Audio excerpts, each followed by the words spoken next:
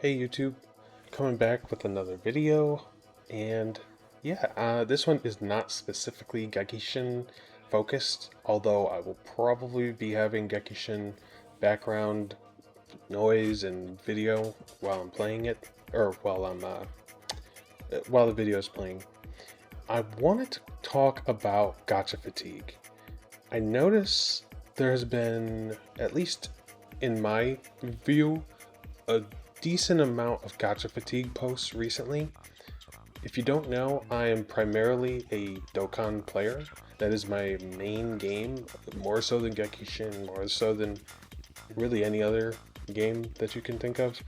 Um, and that doesn't just go for mobile games, it doesn't just go for Gacha games, that's just for games in general right now. Um, and I've been playing for 11 years. Well, it's going to be 11 years in a couple weeks.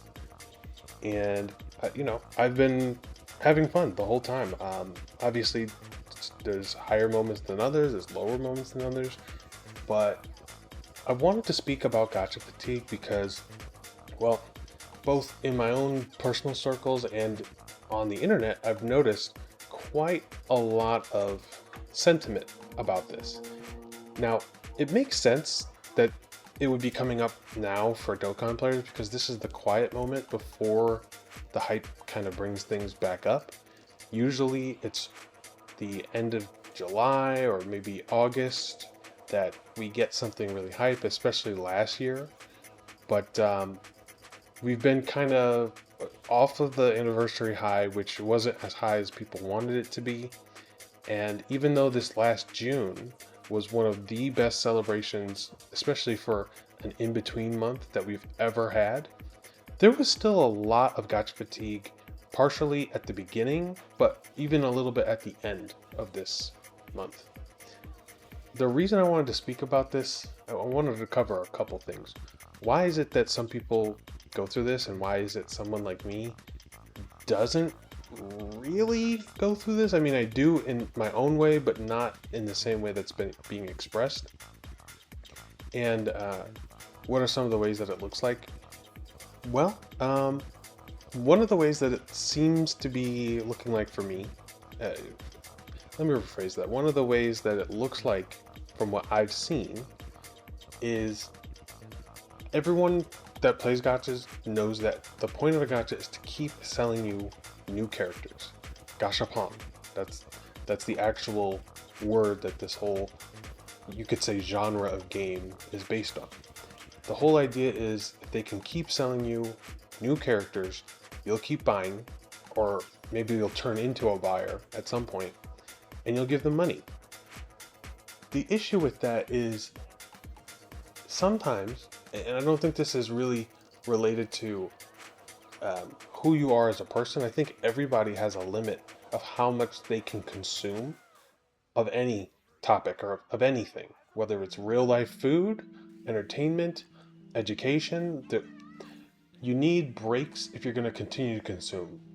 Like, you can stop eating, and you probably should stop eating when you're full, but you will get hungry again. It's kind of the same idea with entertainment at some level. You can have fun, you can maximize that fun how you like, but at some point you probably should stop having fun and do something serious or something along those lines. You need to break up your time so that you're not just feeling like it's the same thing over and over. Now, for me, someone who really enjoys the Dragon Ball franchise, I promise there's other franchises I enjoy, and I'll probably talk about them at some other point, but point being, Dragon Ball is like my number one franchise that I enjoy. I really like engaging with it pretty much every day. And there's a lot of people like me that are kind of similar that way. But I think there's also an aspect of how you choose to engage with it, like how intensely you choose to engage with it, and in what way you choose to engage with it. It being your passion or your the thing that you're enthusiastic about, that can play a part in experiencing gacha fatigue. Some people might think well, the other people that share my passion for Dragon Ball all play this game, or maybe some of them do, or a lot of people do, and so I want to too.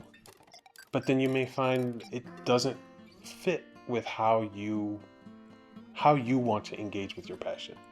That can come up a lot. I mean, I was a former I am a former Legends player, and I thought because I liked fighting people and that I liked the Dragon Ball franchise and had been very consistent with Dokkan, that Legends would kind of do the same thing for me.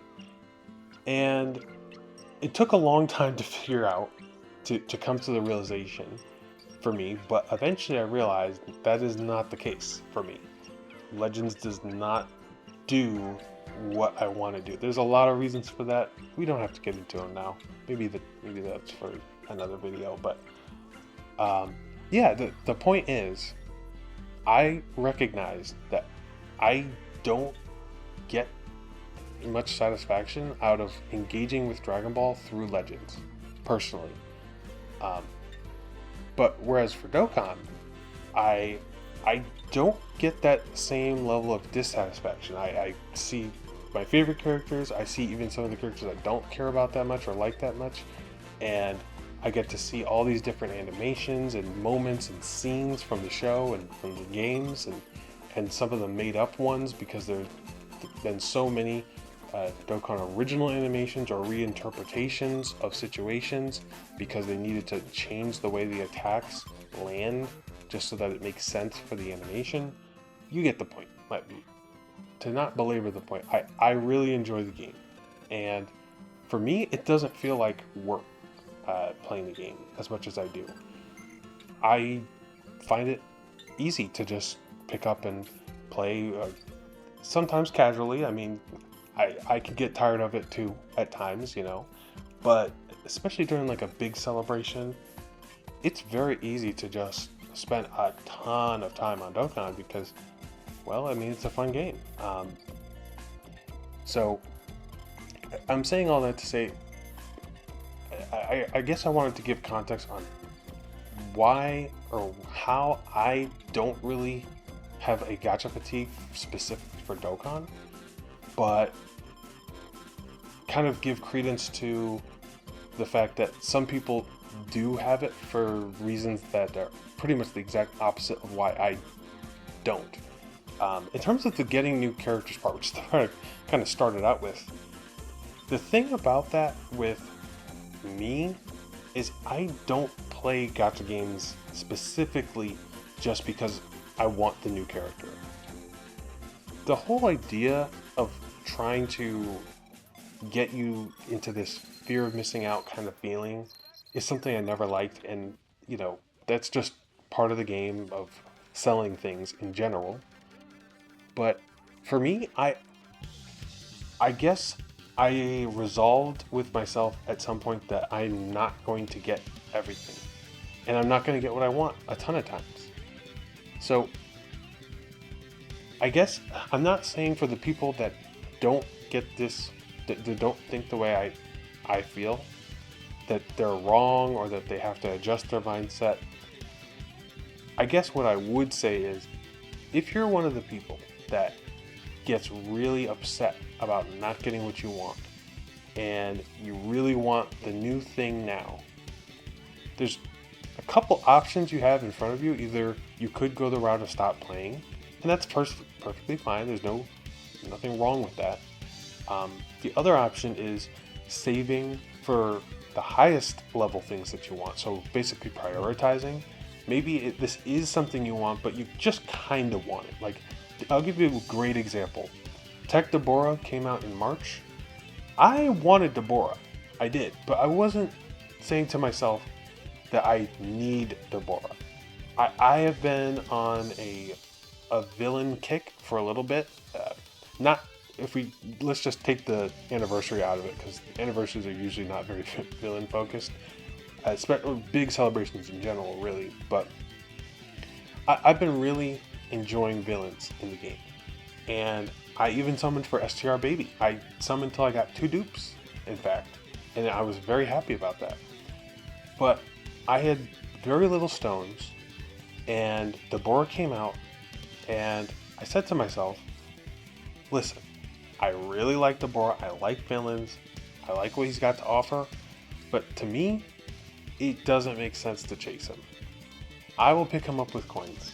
And I feel like this sounds so simple saying it out loud, but I guess it's just, I mean, that's one of the options. You prioritize what you want. And if you can deal with the fact that you don't get the thing that you want right then I feel like that to me is like the best situation, because then you know you're going to get it later. Either you get it with some kind of guaranteed method, or it doesn't matter. You get what I'm trying to say. The third option between trying to prioritize or trying to quit is, and this is an option I have seen some people do. I personally don't recommend this method, but some people do enjoy it this way. You can just try to get everything. With whatever's available, you can just try to get everything. Now, the issue I have with that method personally is if you're the type of person to get upset about not getting what you want, trying to summon for everything in any gacha is a surefire way to not get a lot of stuff. It really is. I mean, the whole point of the gacha is, I mean, like, let's just, if we're taking Dokkan for example, it's one of the most generous in terms of its rates for the highest rarity character or unit that you can get at 10%. Now, obviously that breaks down between featured and unfeatured and what's on the banner and blah, blah, blah. There's a lot of different numbers that make that smaller than just 10%, but there's a number of gachas that go up to 7, maybe 5%, maybe even lower than that for their highest level character, whether it's 5 stars, SSRs, you know, whatever classification they have. So, yeah, those are some of the things I've been seeing a lot lately with Gacha Fatigue. Just to make it a little more specific to Dokkan, I think people are, I don't know, I guess they can get tired of seeing the animations over and over, and I can get that. I mean, that's a very preference level thing. It takes certain type of people can deal with that and it not bother them, and that's perfectly fine, whether it's you or if it's not you. But